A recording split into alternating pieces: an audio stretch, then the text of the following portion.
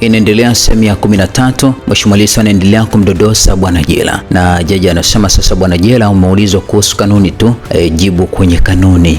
Mheshimiwa Lissu anaendelea, anasema huko tutafika anakotaja, ni jibu tu ni kanuni gani inasema mfungo wa kawaida atalindwa na askari wawili bwana Jela.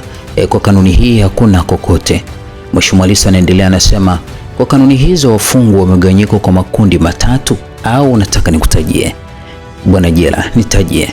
Mheshimiwa Lissu, fungu la 3 soma, wapo watoto, wapo wafungwa wanaoitwa star prisoners, na kundi la 3 ni wafungwa wa kawaida bwana Jela. Ni kweli kabisa Mheshimiwa Lissu, hao wanaoitwa young prisoners ni wenye chini ya miaka 21 bwana Jela. Ni kweli Mheshimiwa Lissu, wanaoitwa wafungwa nyota ni wale first offenders, wamefanya kosa kwa mara ya kwanza bwana Jela. Kweli Mheshimiwa Lissu, ordinary ni wafungwa wengine wanaobaki wote wasio na kundi la kwanza na la pili bwana Jela. Ni kweli Mheshimiwa Lissu, jana ulimsikia Kalokola, wakili wa serikali, akisema kuna wafungwa wa muhimu wa kisiasa, au alisema prisoners of security importance.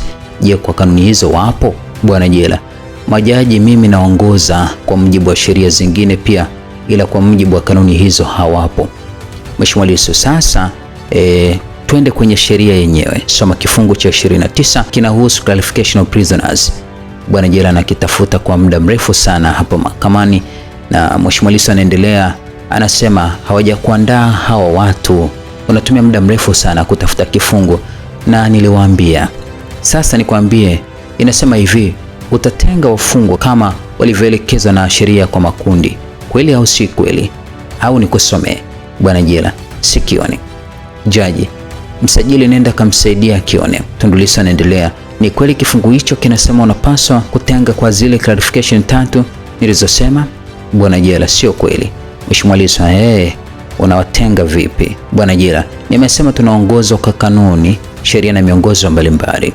Anaendelea Mheshimiwa Lissu, anamhoja, anasema tulitoka kwenye kanuni, sasa tupo kwenye sheria muda huu bwana Jela, naomba nipewe muda. Jaji, sasa wakili wa serikali ongea na shahidi, tunataka kusogea mbele, msaidia anachotafuta bwana Jela. Anaendelea, ni sahihi kuwa sheria inasema kama ulivyosema Mheshimiwa Lissu. Je, wewe mkuu wa gereza la Ukonga au mkuu wa gereza lingine mnaweza kubadili makundi hayo matatu tuliyosoma kwenye sheria na kuweka kategori nyingine nje za kwenye kanuni bwana Jela? Sina uwezo huo Mheshimiwa Lissu. Anaendelea, anasema haya makanuni hatujatunga wenyewe, wewe jibu tu swali, cha kufia nini?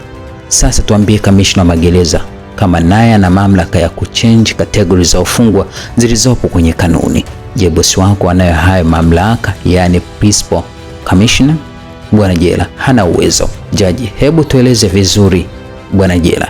Kwa sasa kamishna general wa magereza anao uwezo wa kutunga kanuni zingine. Mheshimiwa Lissu anaendelea, anamuuliza swali ni je, kubadilisha kanuni za waziri ana uwezo huo bwana Jela?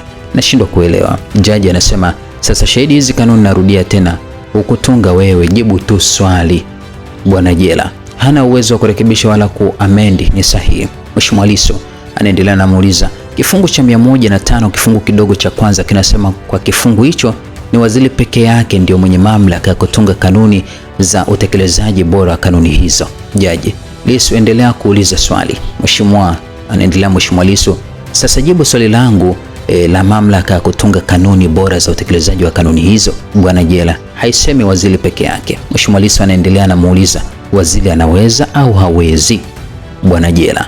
Anaweza. Mheshimiwa Lissu anamuuliza ni wapi pameandikwa kuwa Commissioner General anaweza kutunga kanuni bwana Jela? Sipaoni hapo. Taendelea